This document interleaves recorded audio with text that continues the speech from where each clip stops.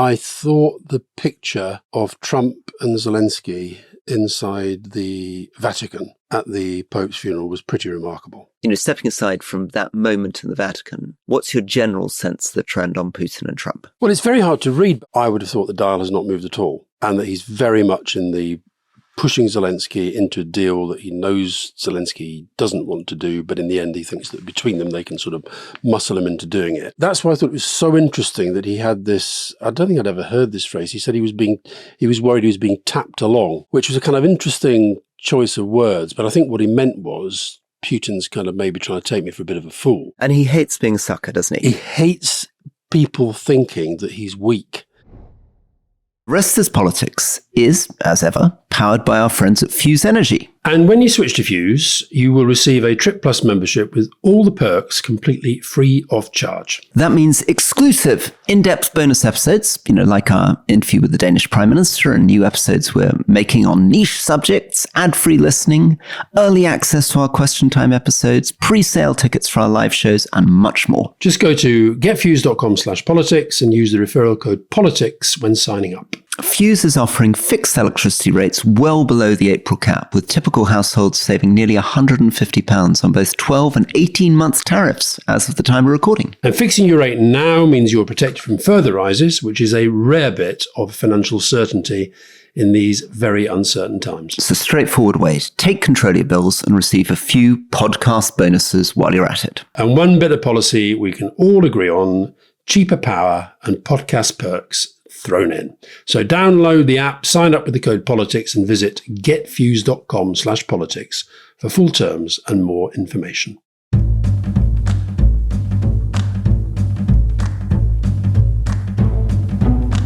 Welcome to The Rest is Politics with me, Alastair Campbell. And with me, Rory Stewart. So, Rory, I think we should kick off very briefly just recording the fact that we're very happy that Mark Carney has been re-elected as Prime Minister after his few weeks as Prime Minister. I mean, obviously we're totally objective and neutral on this situation. Very neutral, very objective, yeah. But very, very glad that he's won. And also, I think that although it's not clear yet whether he's going to get a majority, probably going to be a little bit short of it. Interestingly, the two main parties have actually got a huge chunk of the vote, which are going against the trend. But I think if he winning, and if Albanese wins in Australia next week, I think that will settle down this sense that the world is all moving in one direction. We'll talk a lot about this in the when we get on to local elections, but you're right.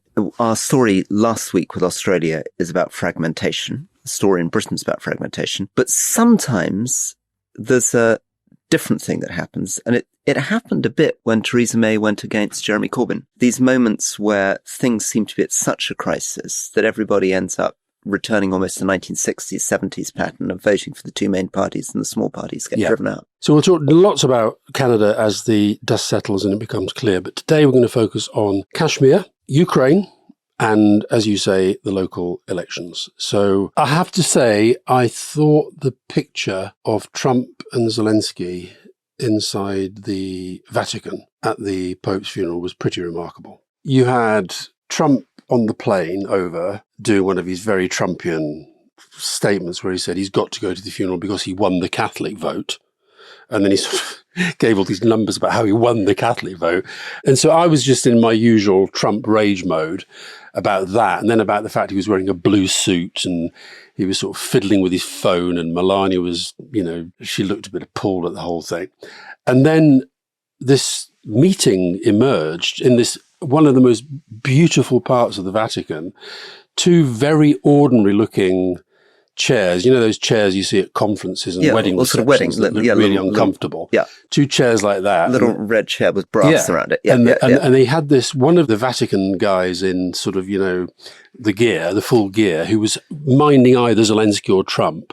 And you could see him getting a bit flustered as to what was going on. And suddenly somebody gets two chairs and there's Trump and Zelensky sitting head to head. They sit in this massive empty hall on these two little wedding chairs. These two little chairs. With no aides or staff nobody or there, press. no interpreter, no note taker, nothing. But a photographer gets it from a distance. Great. Well, no, I suspect it was their own photographer. I think the pictures I saw came out through the Ukrainians. Just tell us, how do you think this might have happened? I mean, in your time in government, something that dramatic, the US president meeting the president of Ukraine in the middle of a war in this incredible room in the Vatican with photographers Yeah, around. it does happen. What would have, is it just they're chatting and they say, why don't we sit down? Or do you think the aides have negotiated? Was it planned in advance? Do you think it's I mean, spontaneous? I don't know, but there's quite a famous picture in the build-up to the Iraq War at a European summit where there's a picture, I'm sort of hovering in the background, but Tony and Chirac are having this very, very intense, and we should try and dig it up. It's because you can see,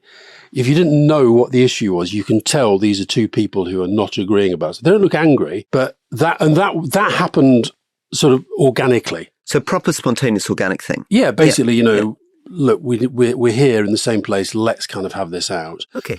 But other times, particularly when you do have these, I mean, I think I've said to you before, the most amazing funeral I ever went to was the King of Jordan. Yeah. Because we were all held in this kind of, I don't even know what it was, this sort of holding room. And there were about 120 world leaders there. All of whom are networking around the room. Just moving around the room. And some of them, so like Clinton would just vanish off and on his own and start talking to people. And these people, where's he gone now? And you do get an awful lot of stuff done like that. And what I thought was interesting about this, Trump's, look, we both have very, very strong views about Trump and the way that he operates, but it made me wonder whether that showdown in the Oval Office, where Zelensky was bullied and intimidated by Trump, by Vance, by the lot of them, whether actually Vance was the driver of that. Because the sense you got looking at the body language of Trump and Zelensky was of a kind of genuine conversation going on. And the rhetoric from Trump since then, this may not last, but it has been a bit softer in Ukraine and a bit harder on Putin.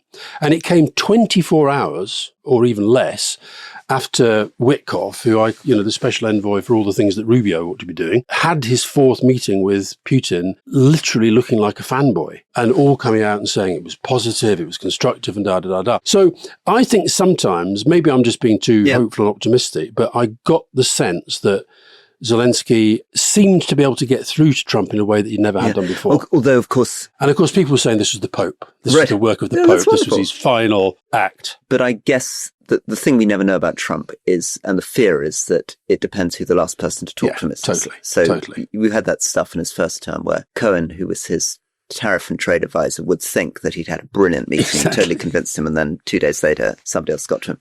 And I guess the problem is that if I got you in a less good mood, your instinct would probably be in the long run forced to choose between a personality like Putin and a personality like Zelensky.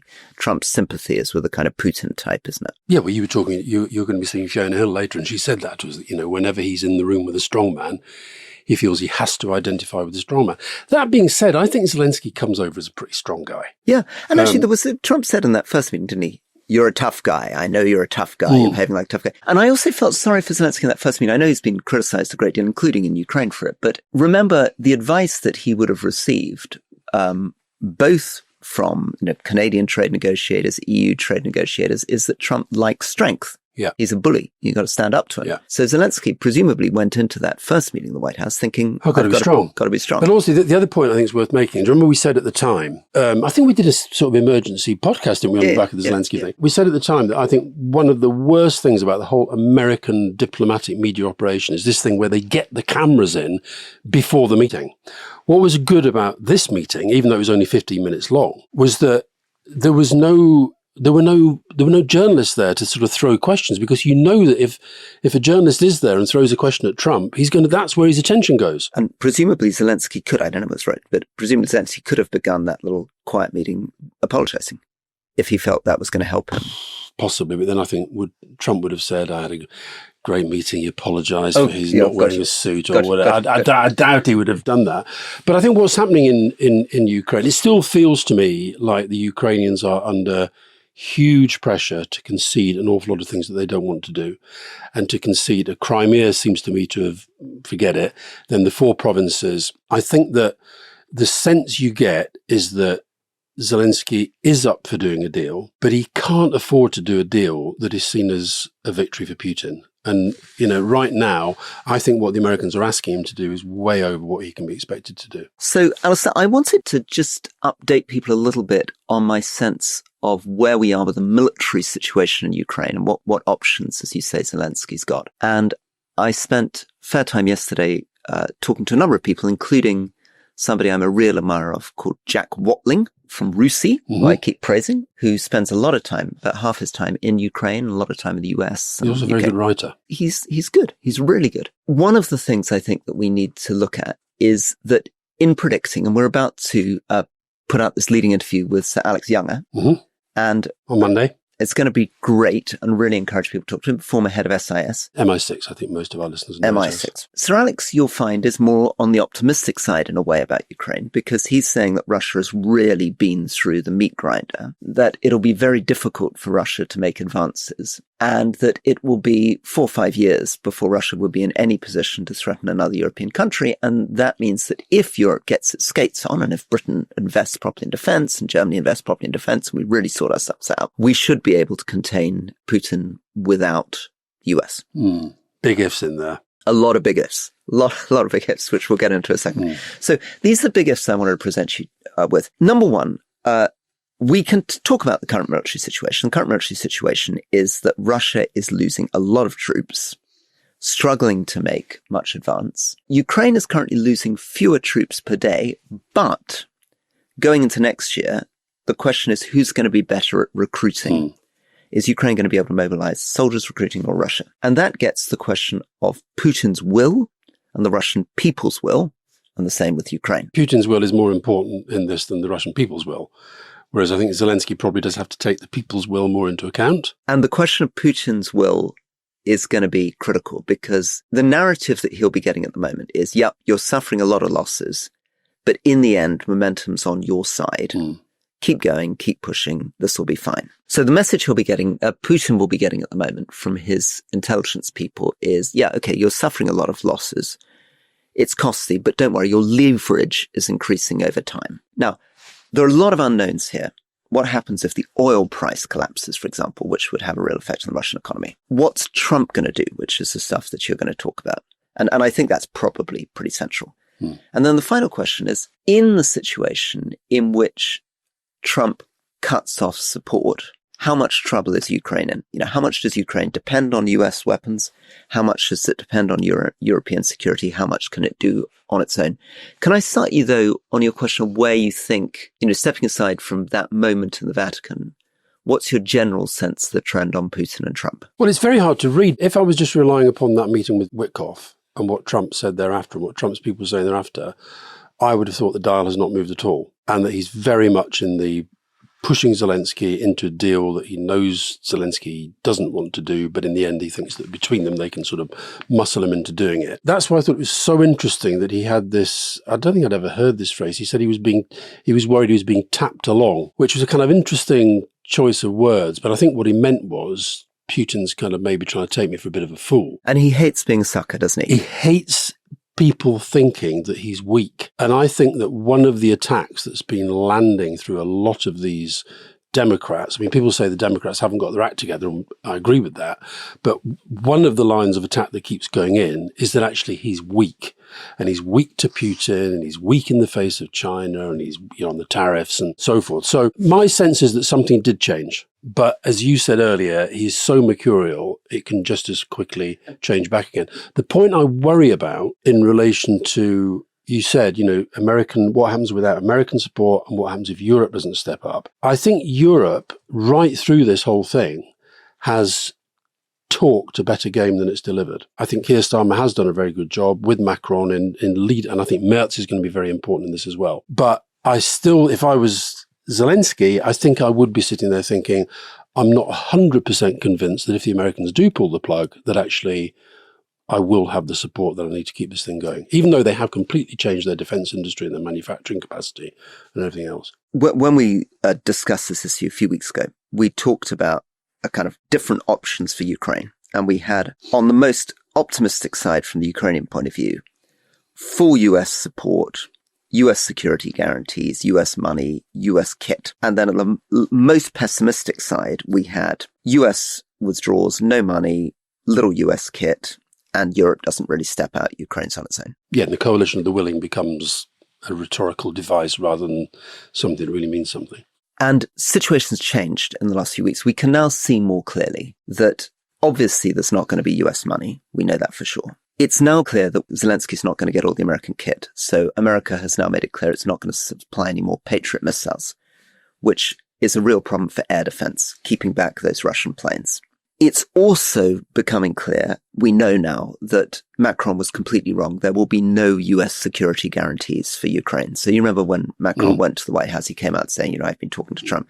Trump has made it absolutely clear again and again. He may be mercurial, but one thing he's been clear about, there will be no US security guarantees for Ukraine. So the best case scenario we're left with, I think, is that the US continues to provide security guarantees for NATO.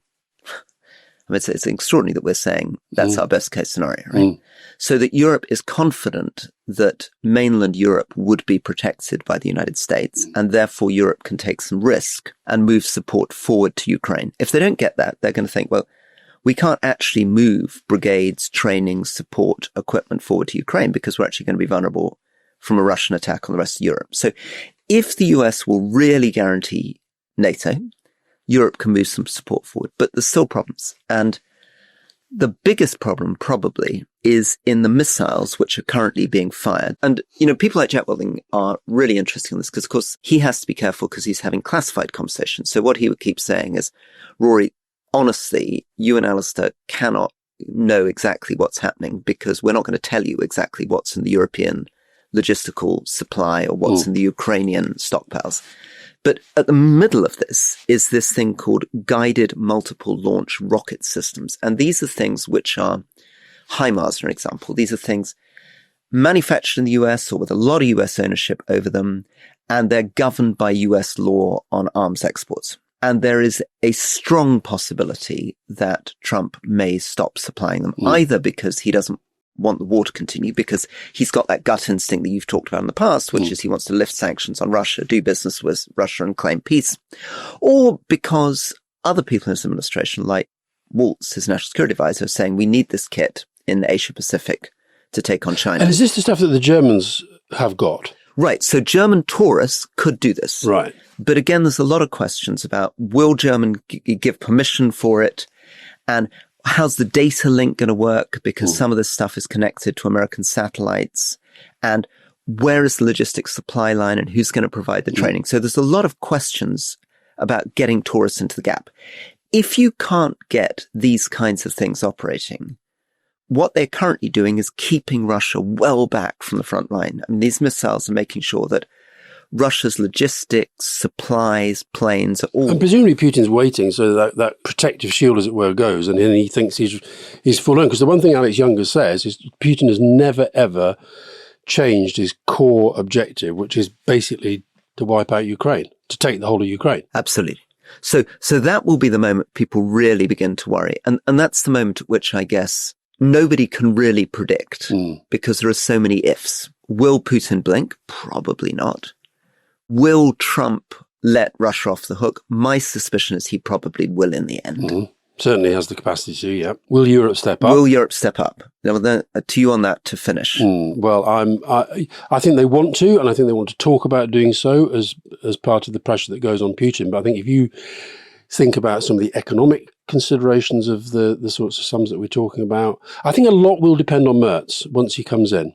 Interestingly, Scholz went to the funeral, the Vatican, sitting next to Prince William, not Merz. But I think a lot will depend on Merz. And Pistorius is a useful Absolutely. voice. Yeah. Keeping Pistorius as defence minister, definitely the right thing to do. I think we said that a few weeks ago. We hoped that he would do that. So I think that sort of Starmer, Macron, Merz, Tusk alliance is going to decide and dictate, along with Ursula von der Leyen, who keeps plugging away with all the rest. My final point, there was a fascinating revelation from Kim Jong-un. It's amazing how news comes out. North Korean state media reported that he's ordered the building of a monument for soldiers who have been killed fighting for Russia in the war against Ukraine. And this is the first time they've actually admitted that there are North Korean troops there. And it turns out that the estimate is that they've sent something like 14,000 troops there, and 3,000 to 4,000 have been killed. So that, presumably there we are literally talking about cannon fodder. Yeah. That they're being put into what Alex called the meat grinder. Yeah.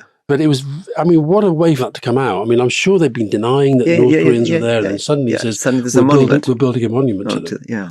Why don't you start off with one of your famous explainers on Kashmir? Don't do what Donald Trump did and say that this conflict goes back 1,500 years. Amazing. Been going on 1,000 years. Yeah, exactly. Because I think we're really talking about 1947, aren't we? I think. Yeah, absolutely. So Kashmir, incredibly beautiful highland area on the modern India-Pakistan border. And as you say, we won't get into the deep history, but fundamentally, by 1947, the time of partition, this was a place with a majority Muslim population, but with a ruler, a Maharaja, who was a Hindu. And he was extremely indecisive and couldn't quite decide whether he was going to ally himself with India or Pakistan. In fact, for a moment, it looked like he wanted to be independent. And in the end, a third of Kashmir ended up going to Pakistan and 2/3 to India, leaving a large Muslim population in India who frequently felt that they did not want to be part of India, and leading to border clashes and real tensions between India and Pakistan. In the 1980s, there was a serious insurgency in Kashmir against the Indian government. In the 2000s, there were a lot of uprisings. And then fast forward to the modern day, there was a big bomb attack in 2016, and there was a big bomb attack in 2019. And then most recently, there's been this very, very nasty attack where Indian tourists, including a couple on their wedding, traveling up with ponies to see a beautiful mountain valley, were attacked by people with guns. And this is happening at a very dangerous time because although we haven't focused a lot on India-Pakistan rivalry, they are two nuclear-armed powers. Modi will be under a lot of pressure to respond and link the attack to the Pakistan government. Well, they did it from minute one. So 26 people killed. And also there's a third country to throw into the mix, both in terms, I think it's the only three-way nuclear junction on the planet, because you've got China there as well. Part of Kashmir is China-controlled, and India and China have had little quite big skirmishes in the past. And generally, Pakistan tends to get the support of China, US tends to support India. And you're right, Modi is under massive pressure and probably welcoming that pressure to some extent and his language has been very, very strong. He sent up one of his real tough guys to take control, and the local politicians have essentially been excluded from some of those discussions. The other thing that really fascinates me about this is this thing about water and the water treaty that was signed in 1960, I think it was. And there was a quote I saw from one of the heads of the World Bank, Ismail Seragelden, who was an Egyptian World Bank vice president, and he said the wars of the next century will be fought over water. So this deal was done at a time when Pakistan's population was 46 million, and it's now 240, 250.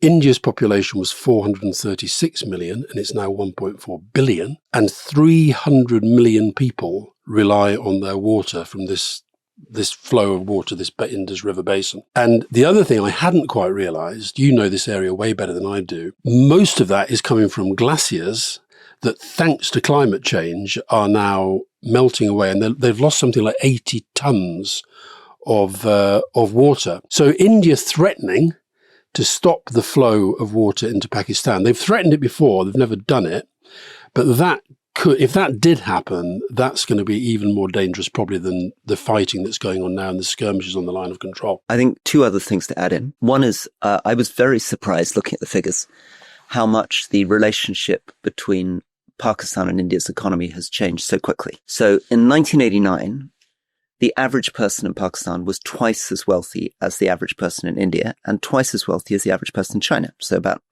$600 a head when China and India were on about $300 a head. And was that a numbers thing? What was that? Why were they doing better? Because Pakistan's basically still agrarian, isn't it? Yeah. But India's economy in 1989 had been basically shackled since the war by some very, very poor economic policy and licensed Raj and corruption. And Pakistan had been more Washington consensus, more open to the world, more trade, more investment. From 1989 onwards, things begin to change very quickly. China ends up, by 2004, going from being half as wealthy to twice as wealthy as Pakistan. And India's beginning to catch up. By 2014, India is creeping ahead and China is by now streets ahead, right? If you take it to the present day, right, so not very long after, today, Pakistan is on $1,500. India is on nearly 3,000, so it's nearly twice as wealthy per capita. And China is 9 times as wealthy per capita, nearly $14,000. So Pakistan is in this very odd position where it would have felt not very long ago, even as recently as 2004, that at least on a per capita basis, it was almost India's equal. And really the story has been that Modi's increasingly not talking about Pakistan. And that may be helpful because there's a sense in which this attack is not quite like the October 7th attack. You're talking about October 7th, Israel-Gaza? Yes. Yeah. It's not experienced by Indians as an existential threat to their security in quite the same way. It's inflamed people. There's a lot of anti-Muslim sentiments, a lot of anti-Pakistan sentiment. But because Modi's taken the focus off Pakistan so much over the last 10 years, I don't think he's under quite as much political pressure to respond. That's interesting because you're seeing an awful lot of Kashmiri students in particular being physically attacked, being hounded out of their schools and universities. So is that right, that it doesn't have the same kind of effect? Because I was watching one of those Indian, I don't know if you ever watch, is it NDTV? And oh my God, they love to shout at each other.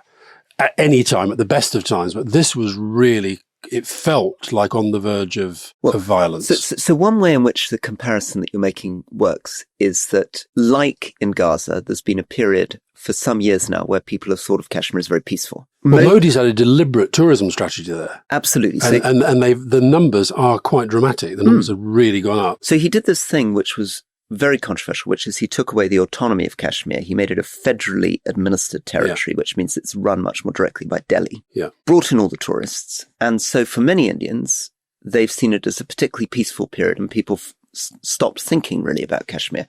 So in that sense, this has been a more kind of shocking and surprising event when Indians have been lulled into the sense. They've also, the Indian Foreign Diplomatic Service has been calling in ambassadors, high commissioners, essentially giving them a long story of how they believe that Pakistan has always been behind these kinds of attacks in the past. Now, whether that is true or not, it kind of in this context doesn't matter because that is the narrative that has already taken hold. And that has led to borders being closed, diplomats being kicked out of each other's countries. And so I sort of sense that this is really, really quite tense now. And there will be a military strike of some sort. Because that's what he did the last 2 times around. They're both nuclear powers. And they're both nuclear powers. And they're next to China. And they're next to China. So we have to watch what the military strike is. And there are basically 2 extremes. The gentler extreme, which probably wouldn't create a big conflict, is an attack on a small terrorist camp somewhere within the Kashmir zone of Pakistan. At the other extreme would be an attack against a Pakistan military facility within Pakistan proper. And again, a big difference between whether he does a drone strike, planes, or whether he fires missiles. If he fires missiles, nobody knows what the warhead on the missile is. So that's a really, really dangerous thing to do. And then on the other hand, you've got this man called General Asim Munir, who's the Pakistan chief of the army staff. He's the guy who says that Kashmir is our jugular vein. Absolutely. Really incendiary. So that speech you're talking about, he's talking to expatriate Pakistanis, really whipping up this Kashmir issue. He's a man who, unusually for the head of the army staff, came from quite a conservative Islamic background. His father's a mullah. He memorized the Quran. He went to a madrasa. He very much is on the nationalist side. He's very much been driving, because essentially Pakistan is still controlled by the military, as we've discussed, trying to get the economy off the ground. But as the Pakistan economy's weakened, as Pakistan's feeling nationally humiliated, there is a real risk that he can use nationalism as a reason to generate a much bigger attack against India. So I guess people worrying about this worry the worst case scenario is India strikes too hard and aggressively. Pakistan feels forced to respond and then it takes off. It does feel to me that this, maybe it's because the Middle East is going on, Ukraine is going on. It feels to me, though, that this is getting disproportionately little debate and coverage. And I think that will make India feel much more emboldened. I don't feel they feel any sense of restraint. I mean, the European Union put out a statement calling for restraint. Trump did that ridiculous thing on the plane about this battle's been going on for 1,500 years, when in fact it's since 1947, essentially, this battle. I think it's one of the reasons why we wanted to talk about it, is because it just feels like this is almost going under the radar. And much less US influence. And that's dangerous. Yeah. And as you will remember from your time in office, the US had a huge focus on Pakistan when they were in Afghanistan. So there was this AFPAC strategy. Pakistan received billions of dollars of assistance right the way through to Hillary Clinton, Obama. Everybody was thinking about Pakistan. It was considered almost more than Afghanistan as the biggest existential threat. It was where people were worried about terrorism. They were worried about governance. They were worried about corruption, all sort of stuff. That's all stopped. Since the US withdrew from Afghanistan, there's been very little focus on Pakistan, very little funds going to Pakistan. China's also withdrawn from Pakistan, partly because it's short of cash, its economy's struggling. So they did have these kind of $41 billion Belt and Road initiatives. They've slowed those down. And Trump, as you say, clearly doesn't care. He hasn't even appointed an ambassador to India yet. Right. Which you'd have thought if India was high up his priorities, he would have done. Yeah, so even 4 months ago, the US administration would have seen this as one of the greatest threats in the world. Right up there with the Middle East, with North Korea. India, Pakistan would have been there because they're two nuclear-armed powers. But Trump doesn't look like he's going to get involved. What do you know about this group, Lashkar-e-Taiba, LET? So it's this group called the Resistance Front, which is part of a faction of the LET, have claimed responsibility. And as I understand it, I mean, historically, they are thought to be very, very close to the Pakistani intelligence services. Do you think that is what makes the Indians feel able to say this essentially is Pakistan state-sponsored terrorism? Yeah. So the core of this is the Inter-Services Intelligence Agency, which is the most senior, famous bit of Pakistan military intelligence, which was actually run by Asim Munir, the current chief of the army staff. And Lashkar-e-Taiba, Jaish-Mohammed, and actually the Afghan Taliban have all had very, very strong links to this. And this is partly to do with Pakistan believing that it needs to support these groups to give itself defense in depth against India. It's been part of Pakistan military doctrine for a long time. Now, the nature of those links, very, very difficult to pin down. And obviously Pakistan denies these links. Very difficult to trace the link of a particular Pakistan intelligence officer to a particular attack. Is it the case that because they gave them funding in the past or trained someone in the past who then does an attack, they're responsible for that attack? But yes, those links into the ISI, I'm afraid, are very deep and very strong. And if India wants to emphasize that, they definitely can. So, Rory, I think that even by your standards, you've been on the move a lot more than this time last year. So here's a question. How do you stay connected when you're on the move? So in the past, you remember you used to turn up at the airport, get a new SIM card, or you're roaming on your UK SIM and driving up unbelievable bills. There's actually now a terrific thing called Saily, which is an eSIM app from the people behind our old friend NordVPN. So you download it once, you choose a data plan for wherever you're going, covering over 190 countries, and that's done. So no dodgy kiosk SIMs, no roaming horror stories. This is one of those things that quietly saves the day when you're lost somewhere with 3% battery and no signal. Exactly. Plus, there are global and regional plans. So if you're hopping across borders, say, Alastair, a few days in Berlin, then off to Vienna, you're covered on the same plan. It's faster, safer, far more sophisticated. I, of course, would be going by train and not these aeroplanes that Rory uses virtually every day of his life. Download Saily in the App Store or by scanning the QR code on screen. Use the code RESTISPOLITICS at checkout to get 15% off your first purchase. The details are in the podcast episode description box. So shall we move to the UK? So local elections coming. And the big story seems to be that people are expecting Reform, Nigel Farage's party, to do very well, that the Tories are likely to have a pretty miserable time, and Labour's likely also to be a bit disappointed. Is that right? I think so. I think that I was talking to people over the weekend who've been campaigning in some of the mayoral, we've got half a dozen mayoral contests going on, and the big winner seems to be a sort of disgruntled apathy. And what Reform have done is really they really have gone out to a base, and they've managed to mobilise probably more people than the other the main parties will be able to do. It's actually a very difficult picture to predict because it's relatively, some of the councils aren't, because of local government reorganisation, they're not having elections. There's none in Scotland, there's none in Wales, none in London, none in most of the big cities. So it's going to be, you're not going to get that big a picture. But the picture that I think will emerge, one is of low turnout, brackets, which is why we should have compulsory voting for local as well as national elections, in my view. And this David Gauke, who I saw yesterday, was saying that he's seen very, very few posters around it. So he lives in his old constituency. I think posters used to do local elections a lot. He's very struck there's so little visibility for it. Yeah, but I think posters are sort of vanished because so much of this stuff is going on online and under the radar.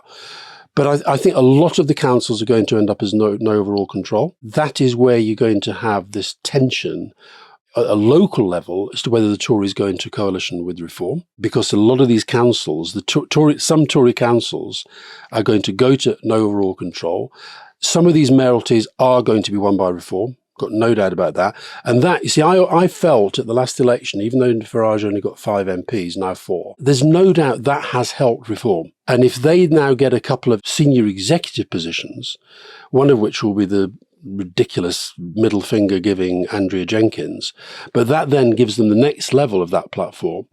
But my big worry from Labour's perspective about these elections is how they react to them. I really worry that they're going to misread what's going on here. And I was talking to somebody the other day, I thought put this really well, who shares my concern, who said the problem I get, the sense of Labour at the moment, is that we're trying to ape Reform where they're strong and ignore them where they're weak. So pick up the Daily Telegraph yesterday, and it was Starmer to crack down on migrants after the local elections. That's the aping part. Where I think Reform are unbelievably weak is on the economy. It's on Putin. It's on Trump. It's on Brexit. And these are places where Labour just aren't going for them. You're completely right. I want to get into the sort of bigger stuff for a second, but on your point there, the narrative that we've got coming out of Canada and Australia is that right-wing populists take them on, do badly in an age of Trump, because everybody's so embarrassed and appalled by Trump. And of course, all these right-wing populists have expressed their adoration of Trump, and no one more than Nigel Farage, who of course was always taking cheesy photographs with him. Happy birthday, Donald. All that sort of stuff. We owe this to Steve Bannon, all that stuff. So what on earth is going on in Britain that in these other elections, Trump has been completely toxic for Poilievre and Dutton, but in this Anglo country, Trump is not proving toxic for Farage. Is it just that people have not been good enough at pinning it on him? I don't think they've really tried to pin it on him. I mean, look, the way you have to hand it to Farage as a communicator and as a campaigner, he bounces around from one issue to the next. But here's another thing, right? He's big on net zero. Okay. Now, I was sent this thing yesterday. Not in the way that you're big on net Not zero. in the way that you and I would be big on net zero. He basically, and to the Telegraph today, the front page of the Telegraph today, net zero blamed for Spain blackout. Blamed by who? The headline writer of the Daily Telegraph. But so this group called Persuasion UK, they've been doing really deep polling on what they call reform curious Labour voters. So these are people who voted Labour who sort of vaguely thinking they might vote Reform. And they've talked to thousands of them, thousands. And they've got some really, really interesting findings. And one of them is that it's basically a myth that we can call Reform's voters Labour's lost voters. 3/4 of them have never voted Labour, ever, in a single election, ever. Where Labour, I think, is at risk of making a terrible mistake on this, so 11% of the 2024 Labour vote is Reform curious, thinking, maybe Reform. The numbers for the Greens and Lib Dems, Green, 29%, Lib Dem, 41%. In other words, with so much, because Farage is so good at driving the media narrative, I think there's a real danger that Labour buy into that narrative and say, we have to be more like Farage. No, we have to take Farage apart and be less like Farage and give the country a positive, forward-looking narrative that we can all buy into. I also think that, sort of partly answer my own question on Farage and Trump, I don't think British voters see Farage as a pseudo-Trump in a way that they might Poilievre or Dutton, because he actually hasn't been sort of fierce about, departments of government efficiency. And in part because he's seen as this kind of jovial joker, he's able to avoid what Poilievre and Dutton have, which is that slight sort of right-wing aggressive, I'm going to rip the whole thing up stuff. Oh, I don't agree. I absolutely think Farage has got so much on the record that you could absolutely do the same job. Just take the thing about Putin. Right, I did that interview years and years and years ago for GQ with Farage where he talked about he admired Putin. Okay. Now, that should be hung round his neck everywhere he goes. Brexit should be hung round his neck everywhere he goes. He's never asked about Brexit. Now, I could argue, and I do, that that's a failure of our media. Yeah. But it's also a failure of campaigning. Yeah, of the political parties. And you're quite right. The Australians and Canadians very much played images of Trump against those right-wing opponents. Let me pick up another point that you made, which I think is really interesting, which is fragmentation. Because what these polls actually show... we're in five-party politics. Yeah. I mean, Sam Friedman, west of England, 5 parties were within a few percent of each other. So I think it was Labour was at sort of 23%, Conservatives at 21%, all the others... Dems, Greens. High teens. Yeah. And that means fragmentation. That means small majorities. That means coalitions, as you say. That means a much more volatile type of politics. It means much less experience in local councils and parliaments because things flip over much more quickly. Yeah. And also means that we may need to start thinking seriously about our electoral system. So one of the sad things is that we used to have a situation for these mayoral votes in London, for example. Where supplementary vote. Yeah. But Labour could have changed that. I know.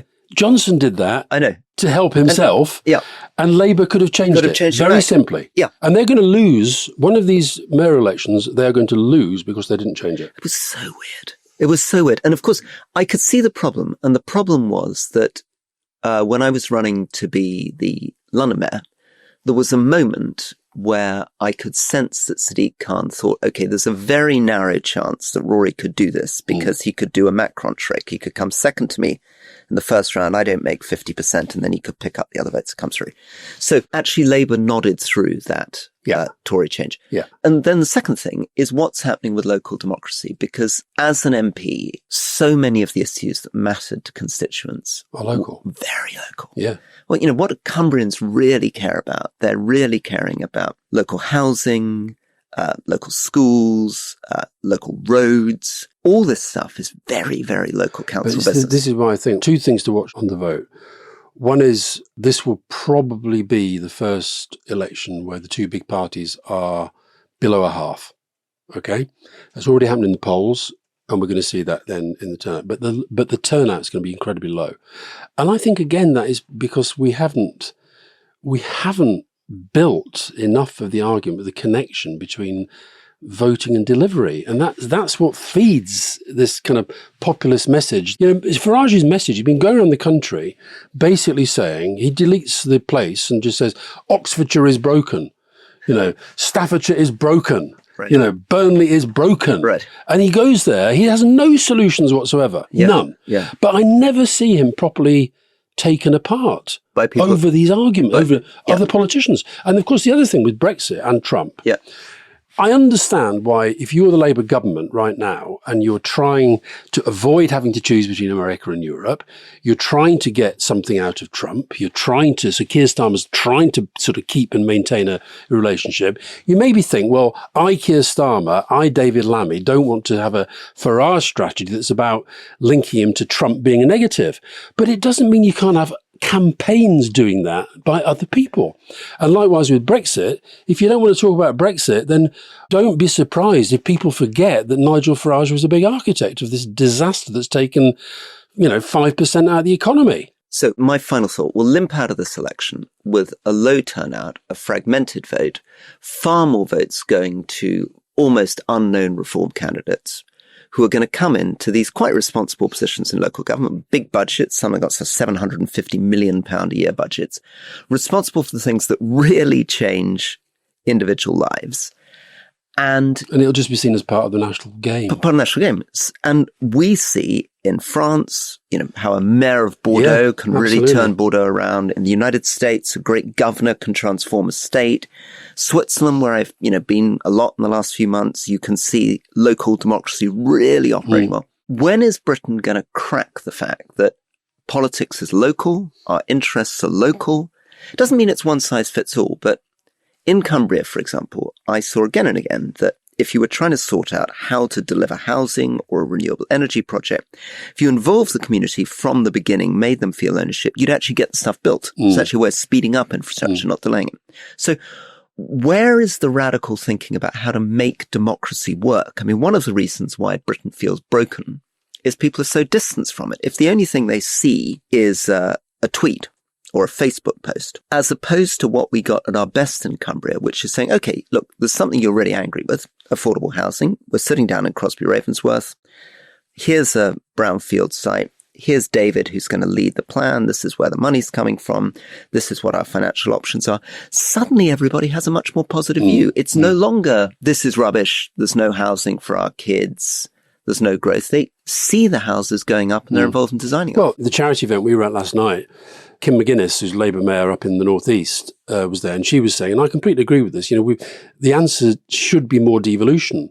Do you remember before the election, when we were looking at lots of different polling, the figures who were emerging as more popular than the national politicians were the people like Andy Burnham, Tracy Brabin. Andy Street, Exactly. He lost, even though he lost. Yeah. So that sort of sense of giving people local, regional leadership has to be part of this. And look, one of the things I've been disappointed about is there's not been that sense of kind of civic democratic renewal. And I know even as I say that, there'll be people in the kind of Labour strategy side of things saying, what do we want? Civic democratic renewal. I get that. But actually fixing our politics has got to be part of taking on the populist virus. Anyway, there we are. I think the other thing to remember, of course, is the by-election as well, because of Mike Amesbury deciding to connect with the electorate in a very... Yeah, and not in a good Prescott fashion, but not bad at all. fashion. No, bad fashion and going to jail. And so Labour were, I think, over half of the vote, and Reform was second, way, way, way, way back. Now, I've been talking to people who've been up there. They say that Reform will only get in if the turnout is very, very low. But again, we're talking about a time when people aren't turning out to vote. And that is usually a sign of, rather than anger, it's a sort of sense of disgruntlement and disappointment. And I was saying last night at the event we did, I was saying that in the end, that can only be met by a real sense of purpose and mission about what the government is for, what the government is trying to do, and tying that together in a narrative that at the moment I think is very, very disparate. And the one thing talking to people who've been out knocking on the famous doorstep, the one thing that keeps coming up again and again and again and again is, have a guess? Cost of living? No, something more specific. Winter fuel keeps coming up as, and if you go back, that was the first big thing the government did in a way. And no party seems to be offering return of winter fuel allowance, or none of the major. Because the other parties are basically just letting Labour take a hit. Conservatives, Labour or Reform. Well, Reform will offer whatever they say to get them over the next 20 seconds in the conversation. But then the other thing that is now coming through in a similar way is the welfare changes, the benefit changes. And the reason why Reform are hammering the immigration asylum message so strongly isn't just because that's what they've always done. It's because they feel they can make that link. The asylum seekers, they're getting everything they want, which is not true, but it's what they say. And meanwhile, you can't get your winter fuel payment, and your mum who's struggling to walk up the stairs anymore, she can't get her PIP. Yeah. So that is, and I think these things, and I know how difficult it is, and I know how hard the economic conditions are, but at some stage, I think they're going to have to look at that, because the winter fuel payment, it's kind of gone off the agenda in terms of the media debate. But you talk to anybody who's out there at the moment, that is coming through again and again and again and again. And then final one, of course, is immigration, which is where we're yet to see them learning the lessons from Denmark. So Mette Frederiksen is a very interesting example of a left-wing politician who has done a very strident policy on control of immigration. Netherlands is also interesting, trying to set targets on numbers. Germany is in a really interesting conversation with Friedrich Merz. And my sense is that Keir Starmer and Yvette Cooper haven't quite found their feet, because they're still fighting the Rwanda battle of the past. They need to be serious about safe third country. They need to be learning from what Denmark and the more thoughtful legal approaches that Germany's considering. But this Persuasion UK argument, it's very, very long. I haven't even got to the end of it yet. It's about 75, 76 pages, really detailed stuff. But they essentially are saying, for example, net zero. These reform-curious voters, they are not buying Farage's line on net zero. They know that the planet is kind of burning and they want the government to do something about it. Net zero actually emerges as one of the most popular, the government's approach on net zero emerges as one of the most popular policies. So I think the in a sense, we're back to the thing about, social conservatism on some issues, patriotism and the armed forces and your friends, the monarchy, all that stuff, fine. But then don't assume that just because the media narrative is driving this sort of conservatism, Farageism on some of the big culture issues, don't assume that the country doesn't know what needs to be done and kind of wants it done. And that goes as well for some of the taxation issues. Good. Thank you very much. Speak tomorrow with Question Time. See you tomorrow.